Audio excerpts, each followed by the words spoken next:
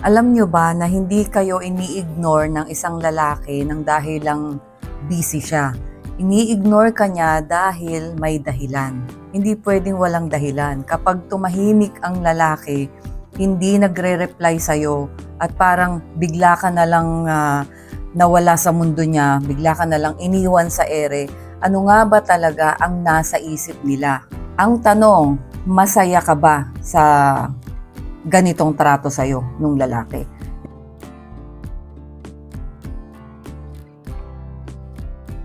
Ayan, welcome back po sa aking channel. Ako pong muli si Lorelly, ang inyong Ate Lors. Ayan, maganda-ganda ang ating topic ngayon.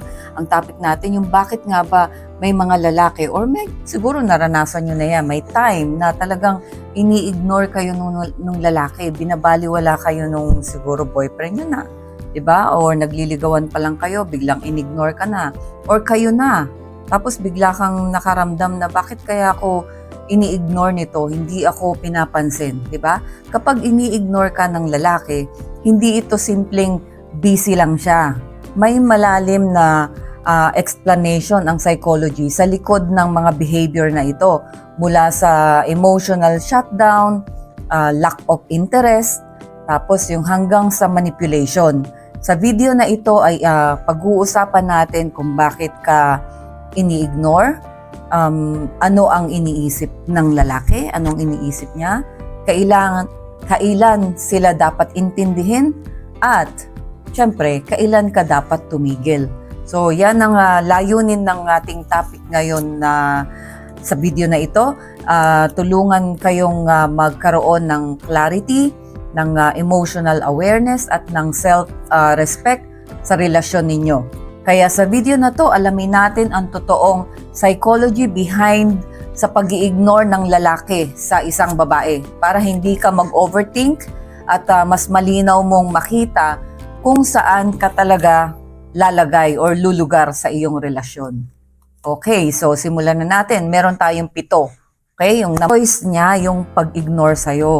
Hindi ito aksidente. Hindi po aksidente na basta na lang i-ignorein ka, basta na lang hindi ka papansinin, or basta na lang mananahimik yung lalaki tapos ayaw kang pansinin, ayaw makipag-communicate sa'yo. Hindi yan aksidente. Choice nila yan. Decision nila yan. Unang-una sa lahat, mahalagang maintindihan ito ng mga babae. Ang pag-ignore ng isang lalaki sa isang babae ay isang desisyon. Desisyon nila yan. Hindi yan basta na lang nangyari, hindi yan aksidente. Hindi ito dahil wala silang choice, hindi ito dahil nakalimutan ka lang. Ginagawa nila ito dahil may dahilan sila. Kaya natin iniintindi to para hindi ka mag-overthink, hindi ka na maligaw sa emotion mo kasi baka nagkakaroon ka ng false hope o yung umaasa ka pala sa wala. Kaya natin iniintindi itong bakit nag-i-ignore ang lalaki sa isang babae. Okay, yung number 2 natin, meron yung mga nasaktan na mga lalaki. Meron kasi mga lalaki na kapag nasaktan, nag-shutdown sila, nagsasara sila ng kanilang emosyon, umaatras sila, tumatahimik sila. Hindi dahil sa wala silang pakialam, kundi dahil hindi sila marunong mag-process nung sitwasyon. Hindi nila ma-process yung emotion, paano nila i-handle. So yung iba, instead na harapin nila yung emotion, yung dahil nasaktan sila, halimbawa nasaktan mo sila, may nagawa ka, nasaktan sila, hindi nila kayang i-process or hindi nila alam paano i-handle. Kaya yung ibang mga lalaki, ang pinakasolusyon na lang nila, tumahimik or lumayo or i-ignore ka. Pero tandaan nyo lang kasi kahit na nasaktan ang isang lalaki, hindi pa rin tama na basta na lang manahimik or basta na lang hindi ka pansinin, di ba? At iwanan ka sa ere. Kailangan pa rin na ipaliwanag niya kung bakit para kung iiwan ka na lang basta-basta, di ba? Kailangan ipaliwanag niya kung may respeto sa iyo yung lalaki. Diyan mo makikita yung respeto at saka yung pagiging gentleman ng isang lalaki. Okay? Kasi hindi healthy sa isang relasyon yung walang proper na communication. Okay? At lalo na kung puro silent treatment yung gagawin sa'yo. Hindi healthy yung ganong relationship.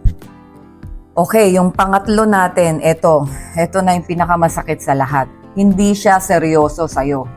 Ito ang pinakamasakit na katotohanan na kung minsan alam na natin na hindi seryoso sa atin yung lalaki pero ayaw nating tanggapin. Iyan ang pinakamahirap. Yan ang pinakamasakit sa lahat ng senyales na to bakit tayo ini-ignore ng mga lalaki. Kasi merong mga lalaki na gusto ka pero hindi ka priority. Gusto ka nila pero hindi ka priority. Tapos, okay lang sila na nandyan sa'yo kapag convenient. Pero kapag mahirap na yung sitwasyon, may problema, may ganyan, ayaw nila. Wala sila dyan sa tabi mo. Tapos, hindi rin sila nag-i-invest emotionally. Parang nandyan lang sila pag may kailangan. Yung convenience lang talaga yung habol nila sa'yo. Kasi gusto ka nila, pero hindi ka priority. Siguro hindi ka mahal talaga. Talagang hindi siya seryoso sa'yo. May pakinabang lang, kaya nandyan. Yan yung intention sa'yo ng lalaki. Kaya napakadali na i-ignore ka lang kung kailan ka lang kailangan, tsaka ka lang papansinin. Tapos, napakadali rin sa kanila yung hindi ka nila replyan. Pag nag-message ka, ignore ka talaga. Hindi nila re-replyan yung message mo na naka-scene zone lang yung mga yan. Okay lang din sa kanila mawala sila ng ilang araw, ng ilang linggo, wala silang pakialam sa nararamdaman mo. Tapos biglang babalik yan sa'yo na parang walang nangyari, na wala ng ilang araw, babalik sa'yo, walang nangyari, walang paliwanag, wala. Ito yung tinatawag na emotional breadcrumbing.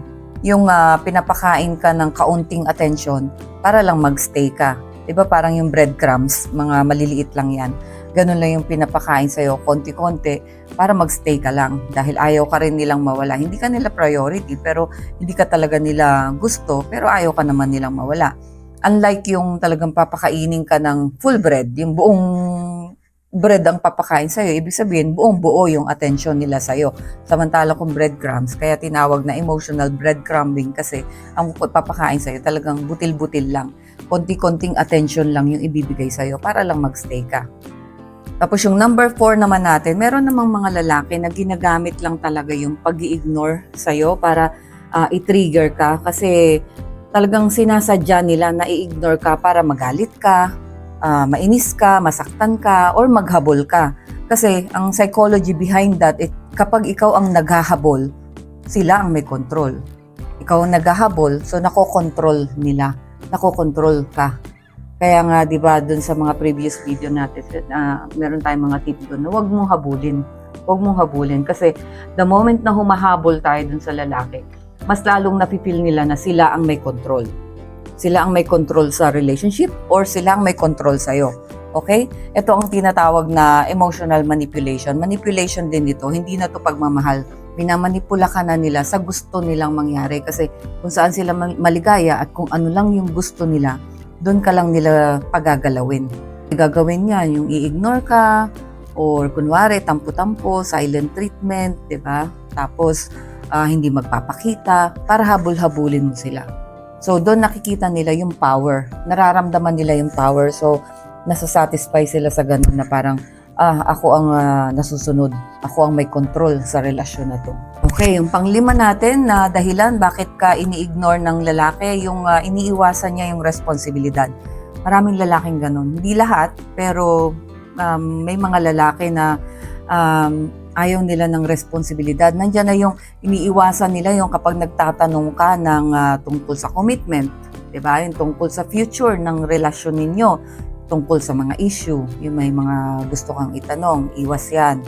Tapos, ano na ba talaga ang direksyon ng relasyon natin? Pag mga ganyan yung tanong, umiiwas, ibig sabihin, takot sa responsibilidad yung lalaki. Kapag ganyan na iniiwasan yung mga seryosong tanong na ganyan, di ba? Imbes na bigyan ng kasagutan yung mga tanong mo, ang gagawin lang yan, tumatahimik. Tapos dyan na nagsisimula na ini-ignore ka, iniiwasan ka. Bakit? Kasi ayaw nilang harapin yung katotohanan. Tapos ayaw nilang mag-level up yung inyong relationship. Parang masaya na siya na ganito lang kayo. Diba?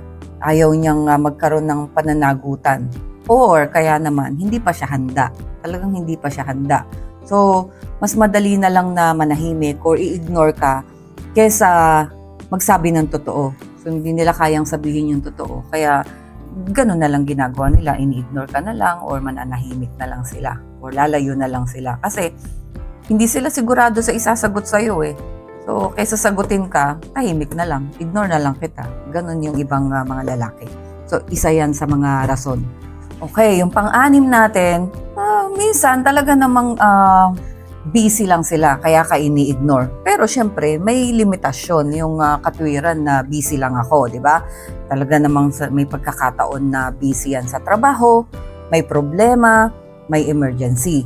Pero tandaan, yung lalaking interesado sa'yo, kahit na gaano ka busy yan, hahanap at hahanap yan ng paraan para maparamdam sa'yo yung concern niya, yung presence niya. Diba? Gagawa at gagawa ng paraan. Hindi yung basta ka nalang i-ignore. Meron kasi dyan na, halimbawa, talagang wala eh. Hindi ka i-message, hindi ka i-update na may emergency siya, yung mga ganun. Talagang walang concern or walang pake sa nararamdaman mo. I-ignore ka lang talaga.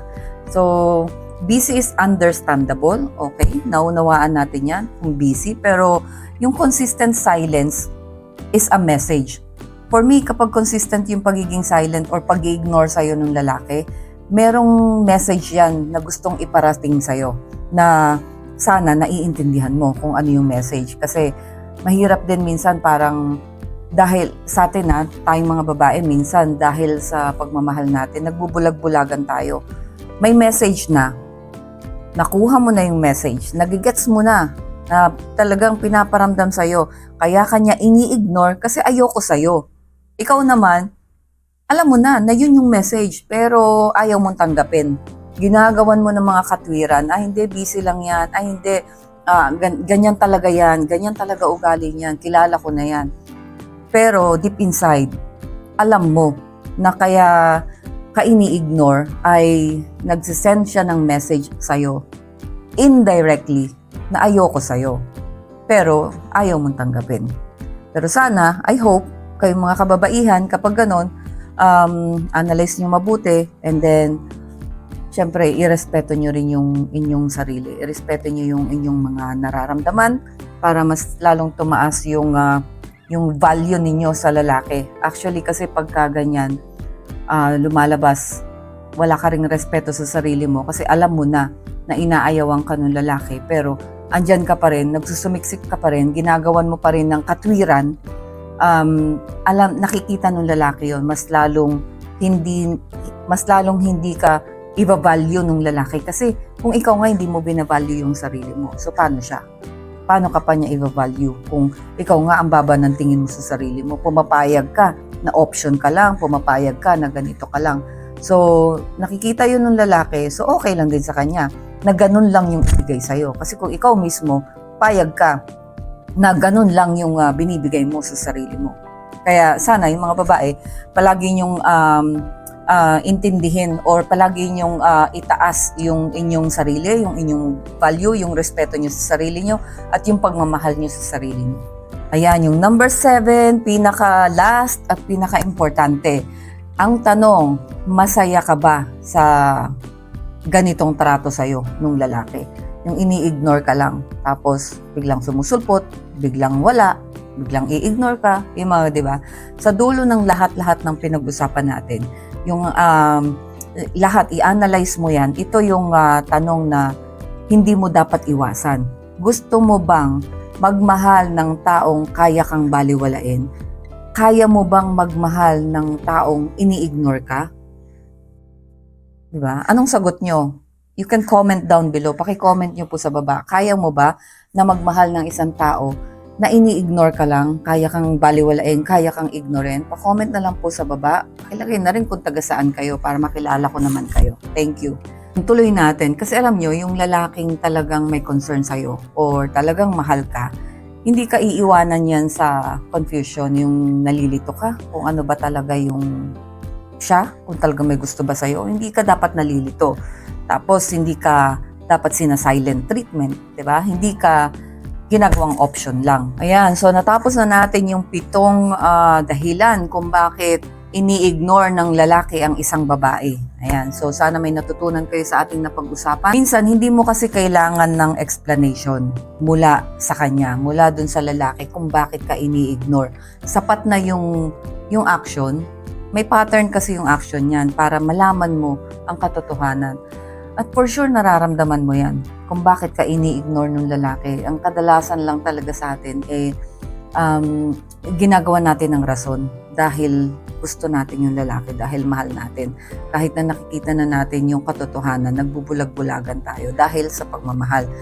At kung nasasaktan ka naman sa kakaintay ng reply or attention, baka oras na para piliin mo naman yung sarili mo at tumigil ka na sa pag-iintay. So, depende yan sa'yo. Okay? So, again, thank you so much sa panonood sa aking mga videos at sana makasama ko kayong muli sa susunod ko po pong mga video. Thank you so much.